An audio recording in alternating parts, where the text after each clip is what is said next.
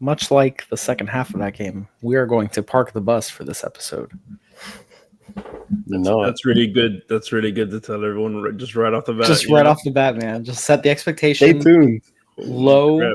This might be slightly more entertaining than watching paint dry, but it's gonna be tough. It's gonna be tough. So with that said, welcome to the Heron Heads podcast. My name is Julio, and I'm joined today by some friends and fellow Inter Miami fans, Dave, Chris, and Jose. And on behalf of the guys, we want to thank you for joining us for episode 78 here on the Heron Heads podcast, your first stop for all things Inter Miami.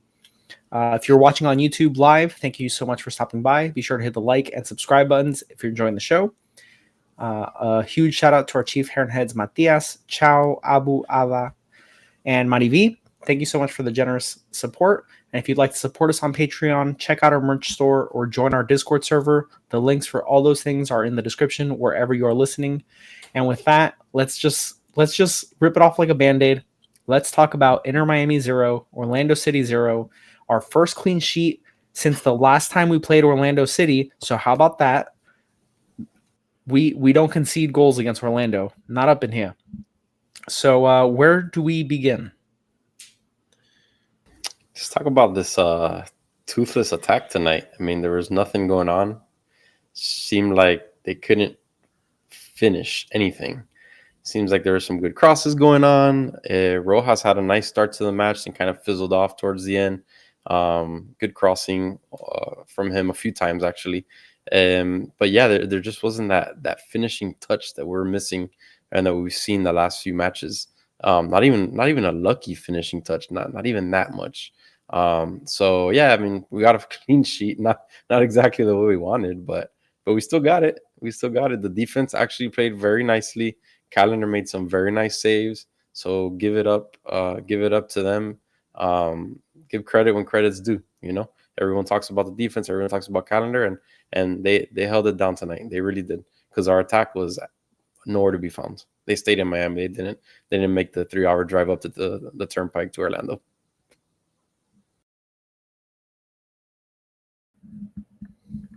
No additional comments by the peanut gallery over here. It's gonna be a tough one, huh? I was waiting for David. All right, so I mean, ultimately, I was happy with their defense. Right, whenever our offense is going crazy, you gotta also praise when your defense has an outstanding game, which they did. They had a very good game. Gotta give it to Drake Calendar. He was man of the match, 7.7 SOFA score rating. That's pretty. It's usually a terrible thing when your goaltender is a man of the match. Not ideal. That means no one else did anything. And that's exactly what happened today. It's interesting. I saw that Luis Suarez actually had a worse rating than Campana did today. I'm not gonna say it, but I'll let Julio say it. You know, but it's a shame. It's a shame. It was an opportunity for us to kind of get away from the Messi dependence that we have, and it's like it's just it is what it is. We can't win without him. We can't score. I do think it's a different story if we do have Gomez and Redondo. I really do think that would have been a major difference in this game. I'm hopeful that they come back, because man, if we don't have that, if we don't have Messi, the ultimate, not just neutralizer, the plus. But when we don't have him, we kind of suffer in the midfield. Also, it's like we can't hold the ball in their half. We have very like fruitless efforts at scoring. It's just very very hapless all around. I was very disappointed in Rojas today. I felt like he's been doing so great that you kind of like expect greatness now, right? He just constantly, every time he steps on the pitch, he just scores. So it's like, you kind of. I was kind of hoping he would at least be good for one goal again, since we have no one else stepping up, right? So he gave people chances, though. He gave people chances. Yeah, but he also had a lot of turnovers. He also didn't play very much defense. Kremaski you have that on one side, and you have Kremaski on the other side. I feel like you couldn't complete a pass. It's a horrible formula to creating offense and flow when you're not you're constantly giving the ball up. I disagree with you on Rojas. I think our most dangerous chances, more often than not, were off of the foot of Rojas. So I'm not going to knock him too much, especially not for playing defense when he's playing in the wing position. It's not really something that he's going to be excelling at. I will agree with you on Kremaski. His second start in a row, and nothing really to show for it. It's I'm gonna let you go in next time. You're gonna go in first, and that way I'll battle you next time. That's fine. I mean, I'm not crapping on you too much. I just disagree with the Rojas take. I agree with you with Kremaski, and we mentioned it last match that I think the majority of us believe that he's a much better bench player than he is as a starter. He doesn't have that. I don't know. He doesn't have that same energy and that same effect when he's there from the starting whistle. But it was promising to see the back line hold up and make play after play after play in defense and earning that clean sheet. And I was rough on Calendar over his last 4 or 5 matches that he's been kind of a rough watch. And in this one, at least at net, he was phenomenal. He did everything that we want to see from a netminer, and it's just we want to see more of that and less mistakes. He didn't make any egregiously bad passes. Of course, he has his long passes that end up. Looks like he's aiming for some people in other colored jerseys, but that was fine. I'll live with a long pass that ends up as a turnover as opposed to a knucklehead mistake right in front of goal. So that's fine, and that contributes to us having the clean sheet, as well as Toto having a pretty stout game. Freire had a pretty stout game. Negri up and down, but for the most part making the right plays. And then Chelo defensively, he had some whiffs in this one, but the center backs were playing well enough that his whiffs didn't really hurt us too much. If I'm splitting hairs here, Chelo in attack it doesn't do anything for me. I feel like nobody really respects him as a cross potential or anything else. So as soon as he takes that ball to the end, I feel like that's the end of that chance. But yeah, and Gressel somehow manages to find his way into the starting lineup and play from whistle to whistle as well. Yeah, I mean, this game stinks. Nobody wants to see a 0-0 affair, and we were forced to sit through it. And then on top of that, this type of match gives fuel to the fire of everybody saying, "Oh, you need Messi to do anything. You need Messi to do anything. You're nothing without Messi." I agree. We're not the same behemoth of a contender without Messi, but you would still like to see this team score, and they had chances, and it took maybe 1 or 2 better plays at the end of the chance to really put the ball in net. But this team has enough skill to score on an Orlando tonight. So that's disappointing. If I were to tell you, possession lost on dribbles, 11-5, Kremaski and Rojas. Who would you say is 11? Who would you say is 5? You'd think Kremaski has had that many, but it was Rojas was pushing the ball forward. That's the other thing that I mentioned in the Discord is when we're playing out there today, all I saw was just pass to whoever's nearest to you, and that's how they were progressing the ball upfield. Rojas was the only one pushing the ball forward and taking chances with his passes. So yeah, I do expect him to have more turnovers in that regard. But he was actually trying. He was the only one really trying to push the ball up the majority of the match. And 86%. He actually had 86% pass accuracy. So I mean, he didn't do bad. It's just I guess it's like what they were saying in the comments that you kind of expect him to also be part of the shooting solution rather than just kind of doing what everyone else is doing, just passing it around, not really contributing. I feel like he had early success with some of those passes over the top that develop. I mean, we had 2 incredible scoring chances in the first 6 minutes, and then we didn't have one again until really it felt like until the Jordi Alba play much later. But I feel like he almost fell into a trap of thinking that that was the only way to sort of break Orlando, because he played that same pass maybe like half a dozen times, and after the first 2, the other 4 didn't hit. So it felt like he was trying to force it to me a little bit. I do agree that he was the one that was taking the risks of trying to push the attack forward. But I kind of agree with Jose in that he was disappointing, but not for the same reason. Just fully agree. No, because I don't like, at the end of the day, he has scored outstanding goals in the short time that he's been playing. But at the end of the day, he's supposed to like facilitate the play to Suarez, to Robert Taylor, who was non-existent in this match. You know, to me, Rojas, he got sort of like, he fell in love with the early success of this match, and then just it was one-way traffic from there. And then the problem was when he started trying to do short passes, they were all going to Orlando, and that was a problem. But I think as the match wore on, you saw almost all the players start making a lot of mistakes from both teams. You could definitely tell that fatigue was a factor in this one. It has been brutally hot in Florida, and I'm sure it's pretty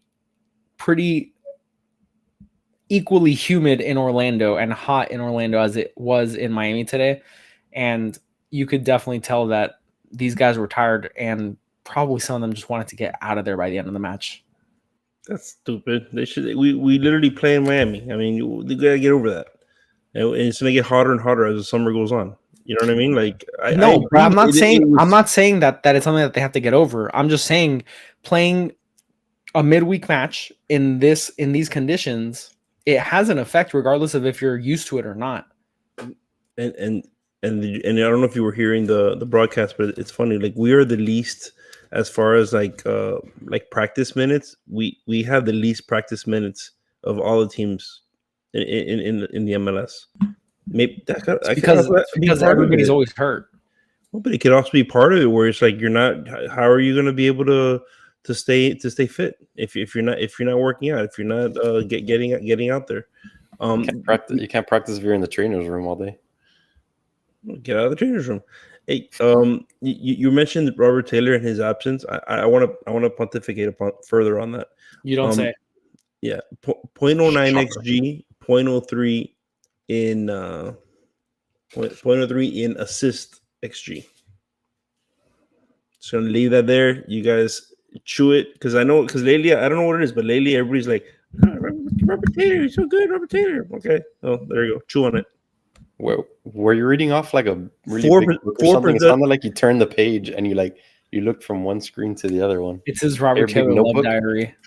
He also writes down Robert Taylor's statistics by hand every match. Correct. Like an old baseball fan. Who would you put in his stead? That's what I want to know. Like today, who would you put instead of Robert Taylor? You want me to tell you who? Angel Di Maria. Enjoy. Oh my god. That's what I would do. Okay, great. Good solution, Jose. Thank you. Figure it out. Great. Fantastic analysis, as usual. Good. So Orlando side, the one that gave us fits all match was Luis Muriel, Jose's one to watch. Speaking of Jose's analysis.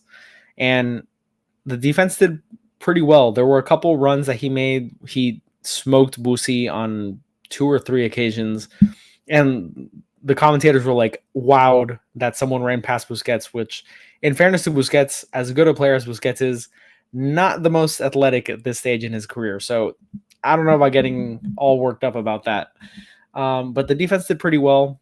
I remember only one play that Toto really lunged out of position and got caught, but the defense collectively did a very good job at covering when any individual made a mistake or an error. And I thought it was a very fair result for our team to get out of there with a clean sheet. To me, Orlando didn't really threaten too much. I never felt like this was one of the first games or first matches, that we play where despite allowing how many 8 corners, I didn't feel like any of them were all that threatening. And it wasn't that Drake was really dominating the space. It was just Orlando wasn't that much of a threat. They had a couple chances in the run of play, but on set pieces, which historically we've been awful at, I actually didn't feel too scared, which is unusual. They weren't scary, but the volume is just too much still, in my opinion. And I think in the first half we may have had more. I'm not sure if that's accurate or not, but I felt like the first half we had more corners. But yeah, it was too many in my opinion. Yeah, it's true. None of them were very threatening, but just because of our history with corners, I didn't feel comfortable with seeing so many of them. So that shows you I was going to how- bring the corners up, but in that aspect, not in what you were saying. What was that, Jose? But that shows you how non-threatening they were. I didn't even feel like they had 8 corners. I really didn't. I normally am sweating those corners like crazy, and yeah, I think it might have also been the pace of this game that just made me not feel threatened at any point for either team. I feel like that there were chances for both teams, but they were so few and far between, and so stretched out that the most of the game was like a lull. You weren't really seeing anything. There was a lot of passing in the inner 80% of the field, and that was it. So yeah, I agree that the corners really didn't stand out. Nothing really stood out in this match, and it's hard to go through a whole match and nothing stands out. I did enjoy the play of Boosie today. I felt like he was going above and beyond what he normally does. He was being stretched out there to do different things. He really did really well. It's just a shame that there was a few hookups that he had with Alba at the end. It seemed like, was it him, the one that with that scoring chance that we had with Alba? Correct me if I'm wrong. I want to say Rojas played it out to him. Okay, I can't say Rojas though because I just shot on him before. Oh, sorry. Yeah, we're gonna go with Boosie. Oh, who knows? Who knows who passed it to him? Good, thank you. Good job. So yeah, he was, and Chris David just left, so that he can't argue with me. So yeah, it's definitely like I was enjoying watching Boosie and another person I forgot to mention, Freire. Freire, this may have been his best game in Inter Miami. He also had a 7.7 SOFA score. I missed it, so he would have tied Drake with that.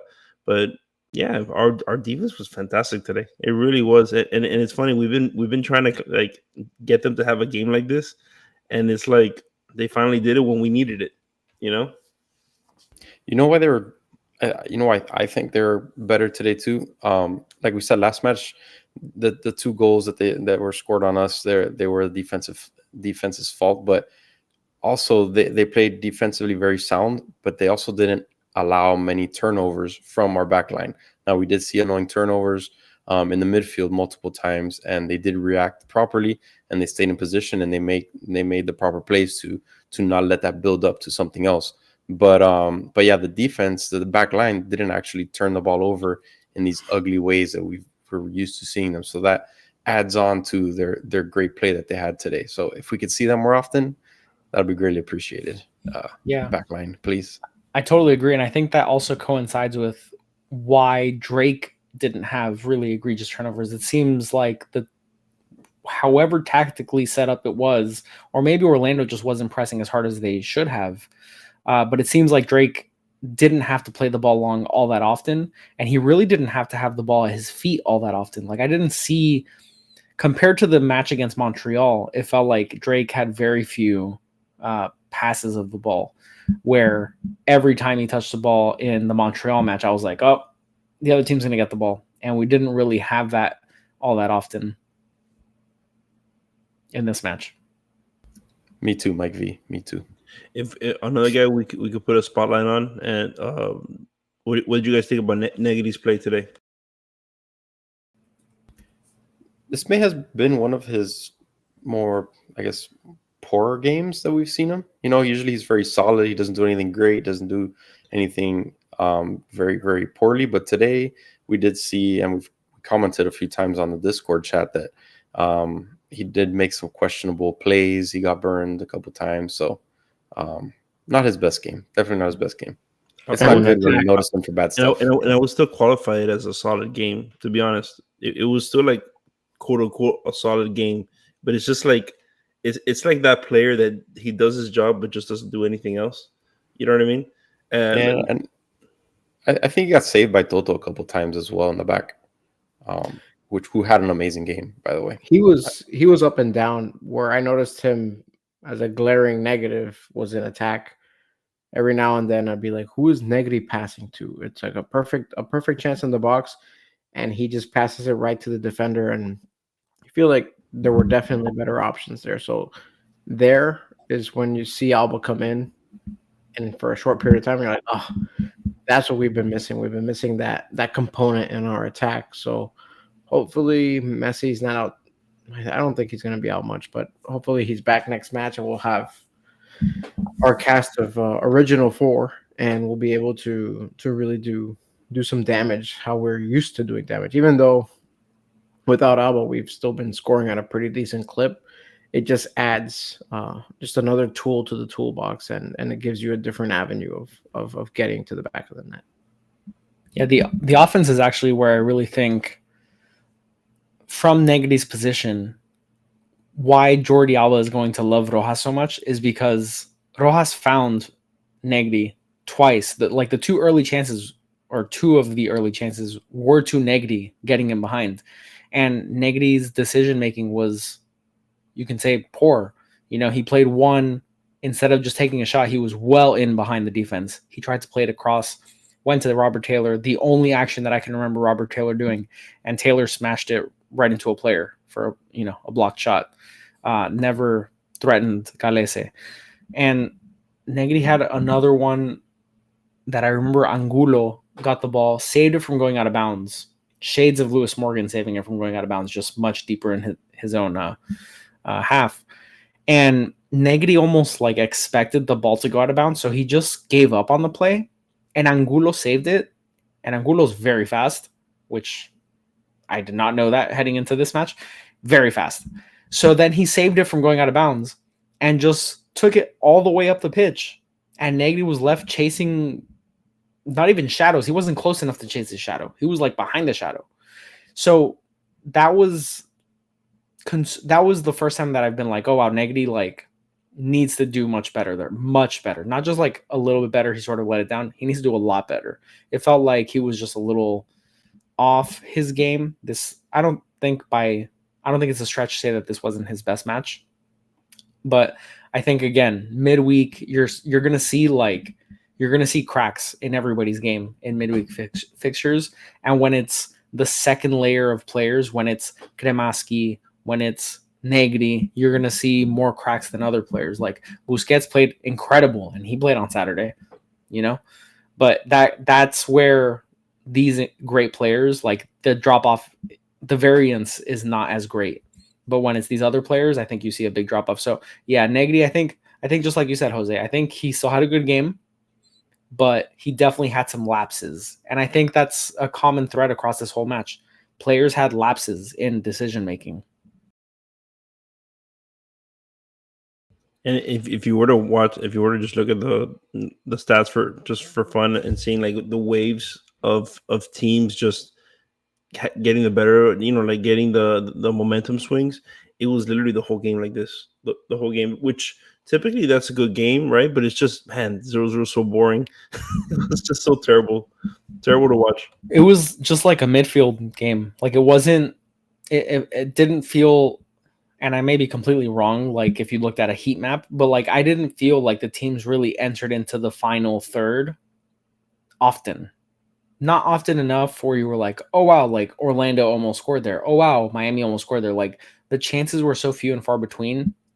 And apart from a handful of Orlando breaks, there wasn't a lot going on in this match. That's a good question by Mike V, by the way. I would say, so he asked, is Tata a juicy fruit guy or a big red guy? I would think he's a juicy fruit guy. He doesn't look like he has a lot of spice to him, Definitely juicy fruit. I agree. Okay. What do you guys think about the substitutes that were made and the timing of them specifically? So the timing I thought was fine. The 60th was what 60th minute or 65th minute. I don't know. It was in the 60th minute range. Yeah, it was like early 60s. Yeah. Yeah. I'm fine with the timing. I was curious as to who they subbed out. They took Suarez out, right? He was the first one off. Yeah, Suarez For and Campana. Negri were the first subs. Yeah, I'm okay. We're all clamoring for Alba to come in there. So absolutely. It was 64th minute. Okay, so we're super happy to see Alba come on. I was even wondering if Alba would come on for the midfield role because Kramaski was playing so poorly. I thought today that I thought maybe Alba would go in the midfield and it kind of like lessen his responsibility of running up and down the pitch on the wing. But I was okay with putting him in over Negri. I would have maybe left Suarez in a little longer, especially with the stamina that he has shown that he can kind of just play from whistle to whistle. And I understand it's a short week of rest, so I'm okay with that one. But you would really think that he would have subbed Gressel off or Kramaski off earlier just because of the way they've been playing. Robert Taylor's another one that's a candidate to be removed. But again, who do you put in his stead?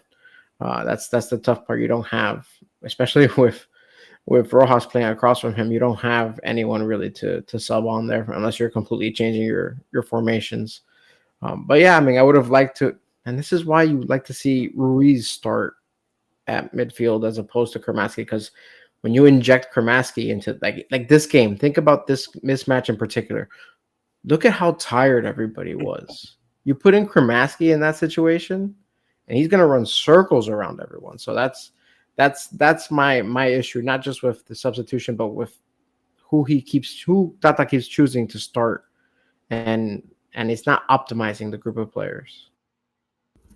Yeah, and that Campana sub, I said it in the chat that I was like, oh, we're parking the bus because I think if we're putting Alba in there to have Luis Suarez in there just a little bit longer to see if maybe there's a little chemistry there that they could build something up and score a quick goal or something.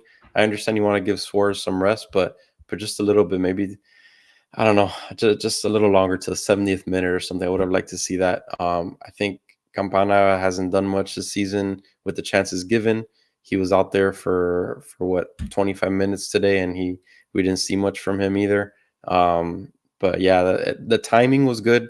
I think like David mentioned, I would have rather seen Gressel off and Ruiz in a little bit earlier instead of that Campana and Suarez switch off. Yeah, and I'm surprised he left Kramaski on. Kramaski had that yellow card, and he was a little reckless this match. So I am surprised that he left Kramaski on when those first sets of subs came on, and he didn't get subbed off until the 80th minute, and he picked up that yellow in the 57th. So quite a while for him to be on there with the way he was playing, and you can tell after that yellow that he sort of calmed down as far as like running so recklessly around, and he sort of toned it back. So that's my only, I guess, hesitancy, or it's the only thing I think that did poorly is the decision on when to take out Kramaski, not taking out Gressel. Again, like I don't get it. I don't get what he's doing out there. He had a couple nice crosses, but outside of that, like if he's not in that specific area, sort of at the edge of the box, where he can cross it in and find these little gaps, I don't know what he's doing out there. So maybe I just don't understand this game well enough, but I just don't get it. And I think in midfield, we do have some players that could come in and just provide something a little different, because there were a couple times that Gressel had awful turnovers or really bad touch, and he's been getting into this bad habit of really sticking out like a sore thumb in these matches, and I'm kind of over it. I agree with you on that one. I still don't know why he's playing so many matches to begin with. Even if he was playing a little better than what he is right now, there's no reason he should be playing every single match. What match was this? Like 13, 14? What week is this? And he still hasn't rested. I mean, that's insane. That's wild. He had that really nice cross though. He did, yeah. And then that's it. I think it also lends to just Tata's. He'd rather have more of a veteran presence over the younger guys. I don't think he trusts the younger guys as much. And I mean, we kind of saw it today, right? Like, what did the young guys bring today? Crema, I don't know. I wasn't really impressed with him, like you said, David. How about David Ruiz? Chris, did you love him today? I don't know. I thought he was running like a. He played what, 10 minutes? Exactly. You just said my point. He played Point longer. proven, Chris. He didn't do anything. Thank you. Did he have a hat trick? Did he have a hat trick on you. in 10 minutes? No. I'm gonna flip it on you. I want to flip it on you. What did Gressel do today to deserve to be there for 80 minutes of the match? I'm glad you asked. What did he do? So you know what thought they used him for, and I noticed towards the end, I guess they put like a more aggressive, like within the system. It's interesting. Did you guys notice like we had more like chances towards the end of the game? Well, not towards the end, like there I was like, oh my god, we're gonna lose this whole thing. But right before that part, we had changed Gressel. We put him at right back out of nowhere. Did you notice that? And we put Cello like at right wing. Interesting. I don't know, but I think the whole point of it was let's get Gressel to move the ball up the pitch because nobody else is doing it. And it did happen a few times. I don't know if you guys noticed that. It was an interesting wrinkle. I don't know if it was a Tata wrinkle. I don't want to give him that much credit. I'm still debating with Mike V whether he's a Chiclets guy or a Tootsie Pop guy. I think Tootsie Pop guy. But yeah, I mean it's one of those things that like I understand what you guys are saying. Like Gressel's like having a lot of like dull moments and has a lot of like weird like I don't know, just a bad impact at moments. But he also provides us with a lot of like depth at a lot of different positions, and that is his value in itself. I think my expectations of him were just so much higher than what we've gotten. Yeah. When we signed him, it was like this experienced championship caliber player that's gonna bring championship MLS style of play to this club, and honestly, he just hasn't fit with this group at all. And I wonder if when Redondo comes back, if it's gonna mean that Gressel is gonna be relegated to coming off the bench. What you're wondering that, or you're like? I am wondering that because we can't bet on anything with Tata because sometimes he gets something in his head, and it takes him. Yeah. I don't know, half a season, a full season to realize that's not the right play. And like how often were we watching Noah Allen play consistent minutes when we knew there had to be better options or better formations to just get him off? And he tried to pigeonhole him at center back, right back, left back. Like he's just trying to put him anywhere. So yeah, I'm worried a little bit that even when we have better options, he's still going to put Gressel out there because he brings some kind of intangible that nobody understands but Tata. Correct. So yeah, I'm worried about it. If that happens, serious Tata out. Oh, if Redondo's available and like fully healthy. Oh man, no, it's not even. The thing is, it's not even. It's just going to be the three. In my head, it's not a question. It's not a question. Just Redondo, it'll just be Redondo, Busquets, and Gressel in the midfield. Like that'll be the formation. I'm already like, I've already come to a conclusion. I feel like he's one of our top players, but it's not even close. Redondo, when he's in the pitch, when we had him and we were so happy, and it was sapped so fast. He was bringing so much joy, and I wouldn't imagine. Gressel was playing right back, or wing. So the only way I see Gressel getting in is he's the guy that is gonna be able to give everybody rest. So he's just gonna always play. He's gonna just continue to give people rest. Suarez, take a seat. We got Gressel. That's right. Great. That would be an absolute disaster if Gressel was played up top. Yeah, I don't know if we mentioned in the preview. I don't know when the news came out, but Redondo did actually partake in individual drills in training yesterday. Yesterday was a practice? Yeah, yesterday. 2 days ago. I don't know. Some point this past week. Yeah. So Redondo is on his way back. I expect he'll be out another 3 to 4 weeks probably. But who knows? If he's already partaking in some drills, some light training. He'll be back Saturday. I agree. I wouldn't go that far, but maybe I saw 2 to 3. I saw 2 to 3. Yeah, I was going to say maybe late this month he may, start being reintegrated into the squad, which would be just fantastic because I agree, Jose. Like he's for sure one of our most talented players, and And when we had him in the lineup, it was just a different dynamic. So much so that Chris has just left, like just in awe. That's right. So now that we're just falling apart here and experiencing technical difficulties, it wouldn't be a show if we didn't have that, right? So correct. Congratulations, everybody. Yeah, bringing Redondo for me, it's not even a thought. He's certainly in there, not a big deal. The question would be what will we do with the left mid when he does come back? That's more of the question. Yeah, it'll be interesting. It'll be interesting if we go, because let's talk about just when like Gomez comes back too. Then the midfield is what? Gomez, Redondo, and Busquets. The front three obviously have Messi and Suarez. I wonder if Rojas and Taylor fight for that left wing position. I don't know how good Rojas is from that side because he's been playing a lot on the right, but his skill set seems to Atata Tinker. That's what we're looking at. Tinker, yeah. That's right. So I do wonder if like they'll compete for that position. But yeah, I think Gressel. I don't think Gressel's good enough to supplant Gomez or Redondo when both are healthy. When can we sell Gressel? I mean, whenever we want. No, you can sell him whenever. Isn't there like a special window or anything? Well, the transfer window opens in June or July. So that would be the time. But I don't think they're getting rid of him. No, in mid-season. He's way too valuable, David. I don't know what to tell you. Maybe they're just trying to get that value up. Look at this man. You never have to rest him. You can just put him out there, and his battery never ends. You just play him and play him and play him. If you need a player, plug and play.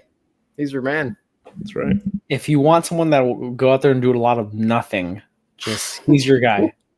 He gets the occasional cross in. Yeah. Just he's good for one good cross per match.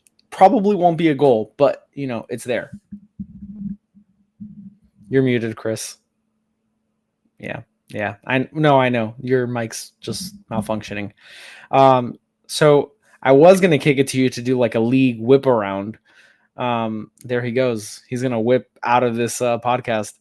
Immediately he just left. He's out. There, Chris. Did we reset? Test it out here. Hashtag Chris out. Testing 1, 2, there you 3. go. All right. So take us around the MLS, Chris. What's going on? Actually, there was a lot of unfavorable results today for us. Cincinnati won, which is not good at all. They're only 1 point behind us now, with us being a game ahead. So that's not good at all. Columbus won again. All the teams that really we needed to lose today won. Columbus won. New York killed DC today. Red Bulls, that is. And there's a few interesting ones coming up. Nashville is beating Toronto, so that's good, surprisingly, 2-0. Actually, the match is almost over, 3 minutes in extra time. So that's the end of that one, probably. But yeah, pretty much everything bad that could have happened today happened, unfortunately. So at least we got 1 point.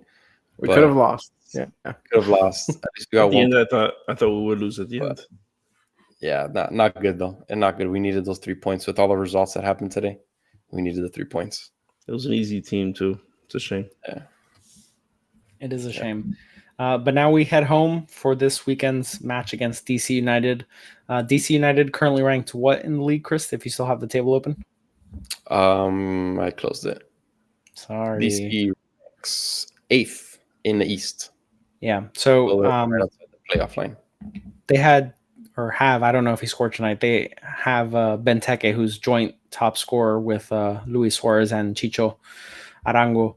So it'll be interesting to see. Obviously, we don't know the status of Messi heading into that match, but make sure you guys follow us on socials at the Heron Heads on X, on TikTok, on Instagram. And yeah, there's not a whole lot to glean off of this match. Defense was good. We got a clean sheet. We can hang our hats on that. Orlando City failed to score on us this season. Great. It's disappointing that we didn't get Panthers don't play till Friday. How about that? It's disappointing that we didn't get the win, but we go again on Saturday. Luckily, it's a quick turnaround, and hopefully we can get a better result on Saturday. That said, we did get 1 point, like you mentioned, so it wasn't a loss. That's about it. That's what it boils down to. So, with that said, any other closing sentiments here, guys? No? All right. Well, thank you guys so much for joining the Heron Heads podcast. If you guys haven't already, be sure to hit the like and subscribe buttons if you enjoyed the show. And we will catch you. I don't think we're going to do like a proper preview because the game's already in a couple days. So we'll see you guys Saturday night post-match and catch you on the next one.